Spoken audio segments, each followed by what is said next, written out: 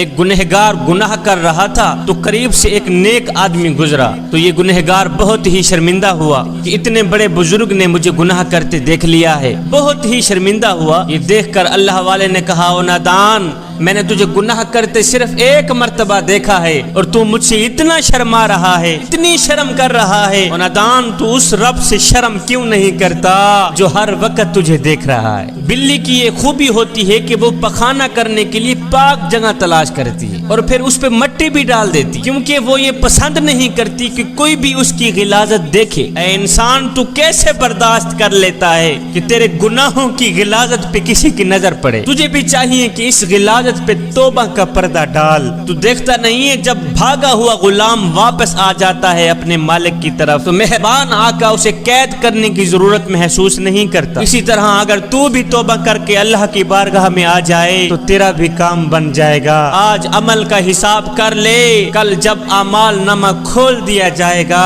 تو پھر معافی نہیں ملے گی۔ جس نے گناہ کے بعد توبہ کر لی گویا اس نے گناہ کیا ہی نہیں۔ اے نوجوان، آج گناہوں سے ڈر تاکہ قیامت کے دن تجھے کسی کا ڈر نہ ہو۔ اور تجھے پتہ نہیں ہے اپنے رب سے صلح کرنے والا، تعلق برقرار رکھنے والا شخص محشر کے بازار میں ذلیل نہیں ہوگا، رسوا نہیں ہوگا۔ اگر تو عقل مند ہے تو رات کو کیے ہوئے گناہوں کی رات کو ہی معافی مانگ کے سو۔ وہ ایسا کریم ہے، ایسا رحیم ہے کہ ہر وقت بخشش کے دروازے کھول کر ہی رکھتا ہے۔ جس نے تجھے پیدا کیا، بھلا یہ کیسے ہو سکتا ہے کہ تو گرے وہ سنبھال نہ لے؟ اگر تو اللہ کا خاص بندہ بننا چاہتا ہے تو پھر گناہ کرتے ہوئے تجھے شرم آنی چاہیے۔ اے نوجوان، جا اس کی بارگاہ میں حسرت اور افسوس کے آنسو بہا، اس کی بارگاہ میں معافی کی نیت سے جو بھی آیا ہے خالی ہاتھ واپس نہیں گیا، اس کے گناہ آنسوؤں سے ہی دھو دیے گئے ہیں۔ میرا اللہ فرماتا ہے، او میرے بندے، میرے دروازے پر اگر فرعون آ جاتا میں تو اس کو بھی بخشنے کے لیے تیار تھا، تو ویسے ہی میرا اپنا ہے، تیرا میرا تو ذاتی تعلق ہے اس لیے کہ تو میرے حبیب کا امتی ہے۔ اے بندے،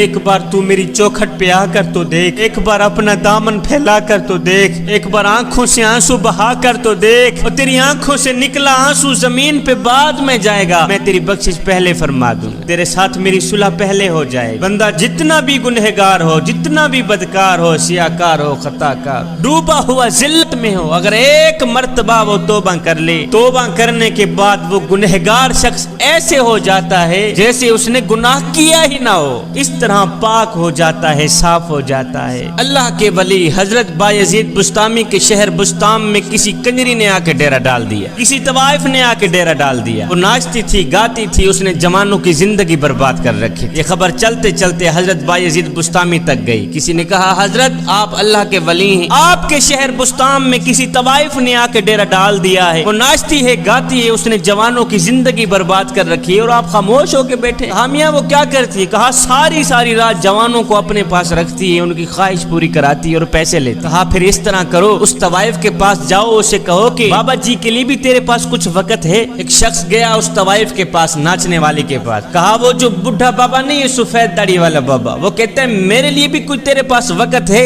اس عورت نے کہا یہ تو ہے ہی بڈھا بابا، یہ کرے گا ہی کیا میرا؟ اس طوائف نے کہا میں 1 لاکھ لوں گی، رات کو بڈھے کو بھیج دینا میرے۔ حضرت بایزید بسطامی نے جب سنا تو کہا میں 2 لاکھ دوں گا، پر شرط یہ ہے جیسے میں کروں گا ویسے ہی کرنا پڑے گا۔ میں 2 لاکھ دینے کے لیے تیار، شرط یہ ہے جیسے میں کہوں گا ویسے ہی کرنا پڑے گا۔ اے بات طے ہو گئی، سودا طے ہو گئی۔ حضرت بایزید بسطامی جا رہے ہیں کنجری کے محل کی طرف، طوائف کے محل کی طرف۔ زمانہ دیکھنے والا ہے، کوئی تو رو رو کے کہہ رہا تھا یا اللہ، ایک ہی تو سورج ہے ہمارا، اگر یہ بھی غروب ہو گیا تو ہم روشنی کہاں سے لیں گے؟ خیر، حضرت بایزید بسطامی اس کنجری کے کمرے کے اندر داخل ہوئے، طوائف کے کمرے کے اندر داخل ہوئے۔ جب داخل ہوئے تو طوائف بن سمر کر حضرت بایزید بسطامی کے سامنے پیش ہوئی۔ جب آپ نے اس طوائف کو دیکھا آپ نے کہا مائی میں دوسرے گاہکوں کی طرح نہیں ہوں، پہلے جا کے غسل کر کے۔ اس نے کہا تو کس طرح کا گاہک ہے؟